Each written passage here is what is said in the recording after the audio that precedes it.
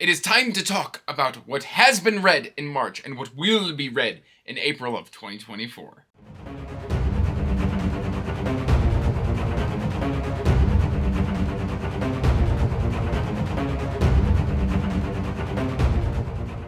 I want to give a special shout out to my top tier Wizard Master patrons. Thank you, Nico, Aaron, Scott, Mike, Chris, Leslie, Doug, Wystitch, Twaney, Spyro, Jughead, and Chris, the Bookaholic. Thank you so much for supporting my passion and my hobby. Hey everyone, welcome back to Andrew's Wizardly Reads, and as always guys, I am Andrew. Today guys, we are here to do a wrap-up and a TBR here for you, but before we get into that, please like this video and subscribe to the channel as it does help the channel grow, and you can check the description box down below for links to all my social media, including information about my Patreon, my Discord, Amazon wishlist, Pango books. It's all there for you to rifle through and do with what you will. And with that right out of the way, let's jump into the wrap-up. And I think I ended up doing, 11. Hold on. 1, 2, 3, 4, 5, 6, 7, 8, 9, 10. I did 10 books. And then I kind of taste tested a few others. Well, I say taste tested. I had a lot of mood reading that was done this month, which you're going to find out in a minute. Stuff that I started but didn't finish. We've got Blade for Hire by Christopher D. Brand, which is actually part of the April TBR, which we'll do that in a little bit. I read about 10% of it, really loved it, but I was reading too many great books at the same time that I had to pick and choose. And I was like, you know what? I'm going to read this in April because it's been amazing. So I'll showcase that a little later. I did 60% of The Wandering Inn, book number 6, I believe, The General of Israel. And I had trouble sinking into this one. I don't know if I was on the right mindset for Wandering Inn. It was rough. I had some complaints, and I decided to kind of put it down for now and come back to it a little later when I was in a different kind of reading mood. So that's kind of where we're at with this one. 60% of a Wandering Inn book is a lot of reading, so we did do that. I also did, I believe, 20% of Dandelion Wine by Ray Bradbury. I've been loving my Ray Bradbury reads, and I took a road trip to go see Nico from Nico's Book Reviews. I've actually got some collabs and some live shows, stuff that is either out or will be coming out here relatively soon. And Dandelion Wine is something I kind of was listening to in the car as I was driving to his house, which is 7 hours away. And it just wasn't pulling me in fully. I liked the story that was going on, but at the same time, I was just ooh, squirrel type of deal. And so I'm planning on coming back to this one a little bit later. Anyway, that's the stuff that I didn't quite finish. Here's the stuff that I did.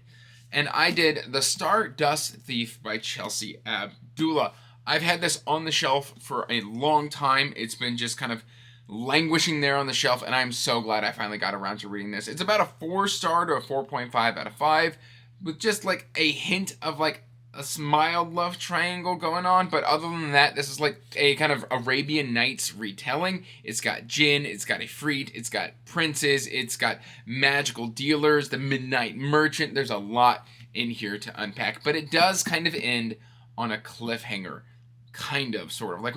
We get to the final encounter, and then we do this whole story shift, which then leads to some big changes that will be explored, hopefully in book 2. But book 2 doesn't come out until next year, so I've got a little bit of waiting on my hands. But I really, really enjoyed this. If you've been waiting on this one, I really didn't think that this one was going to be for me, and I really loved it. Fantastic audiobook experience as well. I did a little bit of physical reading and a little bit of audio. I've been doing a lot of mixed media reading here lately, but this one had a fantastic audiobook. And then another one I've had on my shelf for a long time. I just randomly felt the call of Anthony Ryan this month, as he's going to appear twice. But I did A Pilgrimage of Swords by Anthony Ryan. Now, if you see me holding this physical book, this is a collector's edition. These are incredibly rare, secondhand market. Do not look for these in physical unless you absolutely know that you want them. They're available on audio and they're available on ebook. I paid about $50 per book, and they are much more now. That said, this book was amazing. It was short. It gave me Dark Souls from Soft vibes, where we've got people with very generic names. We specifically don't know their names, but we've got Pilgrim, Seeker, Priest, stuff like that. And they're going on this holy pilgrimage into these very dangerous lands filled with monsters and stuff like that, where it's very likely all of them will die, or if one of them does make it through, they can get their wish granted by a god. Fascinating. Pilgrim has a demon sword. I love the demon sword because he's a bit rude and he's very mean and he's annoying, and I don't know, I vibed with this so much. I've already started reading book number 2, which we'll also talk about in the April section. We did How to Rule an Empire and Get Away with It by K.J. Parker. And I've been meaning to read this for about a year now because let's see, 2023 is when I started finally reading K.J. Parker, I believe. And I read 16 Ways to Defend a Walled City back then. I really enjoyed it, but it was very kind of self-contained, and I felt no real desire to jump into the sequel. And this one was just very good. This was a fake it till you make it kind of story. We have this actor who's thrust into this role of acting as this kind of war hero because the war hero has tragically died. And he has to kind of step into this role and pretend to be him until he almost becomes him. It's very, very interesting. It's got a very grim, wry, dry humor that I really enjoy in K.J. Parker's writing. And I now have the 3rd book in the trilogy, which you'll see in my upcoming book haul, to finally close out this trilogy. I'm very happy with that reading experience. I gave it about 4 stars. And then I mentioned Ray Bradbury earlier. I did The Illustrated Man in this kind of Barnes & Noble bind-up collection that I have here. And I really, really enjoyed this. Let me tell you what, like, Ray Bradbury just knows how to write short stories. I love it so much. I love The Illustrated Man so much. I ended up buying, I think, 6 new editions to my Ray Bradbury collection this last month alone. I'm all in on Ray Bradbury. Which is why I kind of wanted to try Dandelion Wine, but it just quite wasn't the time for Dandelion Wine. But man, it was like a perfect companion piece between Something Wicked This Way Comes and The Martian Chronicles. It just really, really worked for me, and I had a lot of fun reading it. There was this cool time travel story in there that I just absolutely loved. Then we've got Harbinger of Justice by Andrew Watson, also known as Fool's Tale, here on YouTube, or I should say BookTube. And I really enjoyed this. This was another desert fantasy. I had a lot of fun with this. I give it about a 3.5 out of 5, rounded up to a 4 on Goodreads. And man, like, I can't, if this is Andrew Watson's debut, I can't wait to see where he goes with his next book. But we've got let's see, it's Naya, Ray, and what's the other guy's name? There's another character here. But Naya is this kind of down on her luck, like, street urchin girl. She's got like this very abusive mother. There's a lot of like horrific kind of themes mixed with the fantasy. It works very well. I did feel the end, like the last 10 to 15% was a hair rushed. I would have liked to have seen that even drawn out with another 50 pages or something like that. Or even the story in here could have been split into a duology. I thought that could have worked as well. But I mean, this book just ends up working. It's got like a dark shadow magic. I thought that was very, very intriguing. So make sure to check this one out. From a debut author, it is just, very good. 1,000 Li, The Second Storm by Tao Wong. This is the closing of, I believe, the second arc in 1,000 Li. I am now halfway through the series. I believe the final book in the series is coming out this year, so it's a great time to just kind of hop on board 1,000 Li if you're wanting some cultivation fantasy. Wu Ying really gets put through the ringer this time. He kind of has to put his cultivation and his growth on kind of hold while there is an attack on his sect. When he gets back, he realizes his sect sister has been kidnapped, and he has to embark on a mission to go save her, even though the elders of the sect do not want him to. It was just so incredibly good. There was a lot of action in this one. I had a lot of fun with this one. Next up, we've got The Wolf's Call by Anthony Ryan. I told you I felt the call of Anthony Ryan. Let me tell you what, this was like an updated modern version of Legend by David Gemmell with an Asian-inspired twist. Oh, I really enjoyed The Wolf's Call. It was so great coming back to Balin Al Sorna. This is a 5-star read. I hit a string of 5 stars, but this one was so good. It's just like, imagine Druss the Legend, but like slightly younger. Well, I shouldn't say slightly. It's a lot younger and just mature and competent, a little less gruff, and with just a strong sense of duty. And you kind of get what The Wolf's Call is. This was just so incredibly refreshing to come back to. It's been on my shelf for I think like 2 years now, ever since I read Bloodsong. I think I bought all those books kind of together. and I've just been dragging my feet getting to them. And I can now say I've read it, and I am diving right into, I believe, The Black Song up next. We also read, boom, A Thread of Shadows, and this is a 4.5 out of 5. This is by J.A. Andrews, book 1 in the Keeper's Chronicle. I had so much fun with this. This was just solid classic fantasy. You've got your Dark Lord, Malin. You've got dwarves. You've got elves. You've got like slightly adjacent wizard, librarians, court advisor type deal. It was just so incredibly good. We've got a basic premise, but it's explored well. We've got some political intrigue. We've got exploration of character and love and regret. All of that's here. I do have a dedicated review for this one coming out. So make sure to keep your eyes out for this one. But I really enjoyed this. So much so that I bought the next follow-up trilogy on paperback, which I believe is Origins, Keeper Origins. And that should be appearing here in a book haul soon. But man, J.A. Andrews is just, she can write. We then got 2 more books to talk about. Before I forget, I read Fire and Song by Bryce O'Connor. This is Warformed Stormweaver number 2. And let me tell you what, this book was good. It was another 5-star read, full of action. Just, I love some of the character moments. Some, like, you wanted to see some people get put in their place. They got put in their place. I loved it so much. My only complaint with it is that it follows just like intramurals, or, well, intramurals is superpowers, but it follows this competition between schools, and only that, it doesn't actually encompass a whole semester. I would have preferred to see it kind of encompass the whole semester rather than just this specific event. I know that's a minor complaint, but now I'm kind of stuck into the wait for book 3, and Bryce, last I saw, was only on chapter 9 that had been released to early access to his patrons. I saw that on Reddit a couple weeks ago. So he's still very early days on writing book number 3, so I've got a long wait ahead of me, and that makes me sad. But I did go ahead and go on BackerKit and support the Kickstarter, support the Kickstarter for Iron Prince and Fire and Song, because this is a series I'm going to have in my collection physically, because I just loved it so much.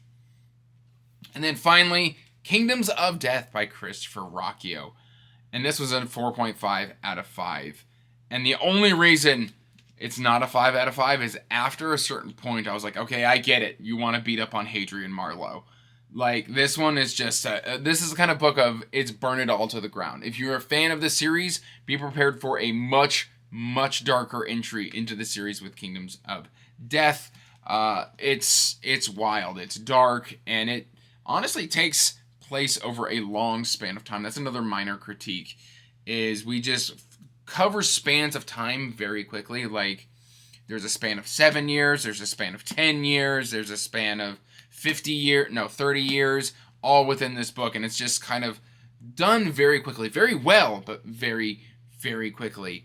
And I don't know, I'm in awe of what Christopher Rocchio achieved here. It is an incredibly dark book. It changes a lot with the series, and I'm interested to see where Ashes of a Man kind of takes us. Speaking of which, Ashes of Man, let's jump into the April TBR with Ashes of Man by Christopher Rocchio.